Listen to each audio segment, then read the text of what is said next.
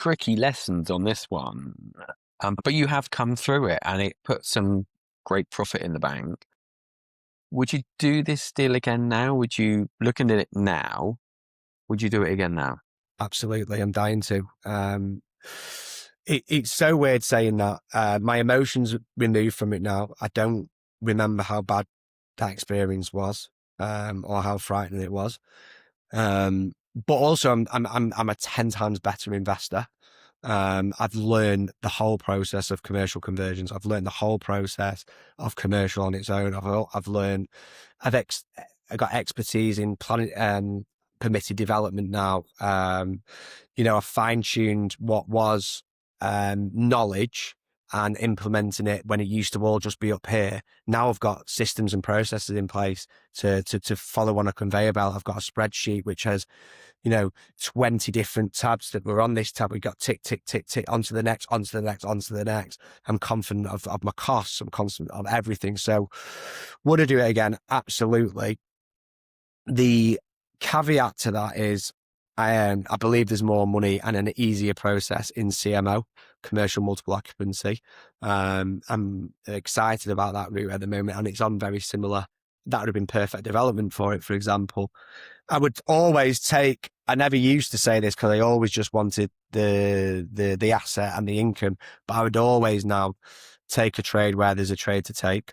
So if it's a planning gain and you get good money for it, on to the next, because you'll always find another building. You'll always find a beautiful asset and you can always make money on it. So my mind's opened up to more possibilities and strategies and routes to figure things out along the way. But also, big caveat again is it's a difficult time to do development, and it's a difficult and costly environment to be going with full planning. So PD, yes, and development as little as possible. Again, touching on semi-commercial that I love at the moment. I like that because the flat's already there. Yeah, it might need a replaster and it might even need a rewire, a new kitchen or something, but we're not doing heavy development. We're not doing ground up extensions and things like that, which cost money and time. We're in and out in a few weeks, sometimes with tenants still in situ.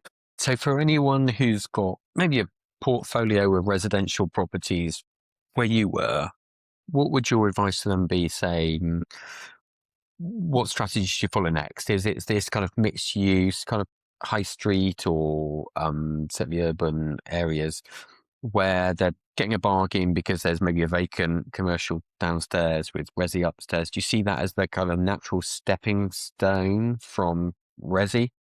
I think it's an extremely personal, not preference. I don't think it should be a preference. It's a business. It's a personal circumstance based on risk tolerance. So, so many people come to me all the time and say, should I pay off my mortgage? Not in property. Should I pay off my mortgage? Some people say it's not the right thing to do. Other people say it is the right thing to do. So what makes you sleep at night? Do you want the risk? Can you use that money elsewhere? As a financial sense, don't pay off your mortgage. You can earn better elsewhere, probably. However, what's your risk tolerance? And with this, if someone's got a portfolio of resi and likes resi, loves resi, and it's given them, I measure things on, I do a dream life assessment every single year. Okay. And then on my dream life, I picture it, I cost it out 10 years, 5 years, 3 years, 1 year, get very, very specific, 5, 3 and 1. Put my costs in there of what that looks like. We've touched on private schools, but a lot of it is being able to walk the kids to school, trying to do a date night a month with my partner. That doesn't cost anything, but there's a time allowance, a freedom allowance in there. If someone wanted as much time as I want, and thinking going down a HMO route, I'd say, you're looking at the wrong strategy. So, in answer to your question, if it's a strictly financial sense, I believe there's more money, and it's not a lot of time in the semi-commercial. In the semi-commercial realm, it's arguably a little bit more complexity with the commercial element to get right. If you've not had experience with it before, with assessing tenant demand, and knowing the risks of it being likely to be empty for a lot longer, but the upside of it being occupied for longer on full FRIs potentially. maybe not full FRIs, but likely if in what we're talking about with semi-commercial. I think it makes a lot of sense. I think it's currently not yet the flavour of the month, but I do see a lot more people looking at commercial now that previously haven't. You've got lower stamp duty, you've got potentials to convert to, there's more flexibility and more creativity options in it, like the example I gave you with the purchase that's going through at the moment. So I think it's hot space if it floats your boat. However, if you've got no interest in it, stick doing what you know. As long as you're making money and you're safe, you're probably best doing that as well. Experience is the best teacher, but it doesn't have to be yours. Learn from others' property journeys at ypn.plus.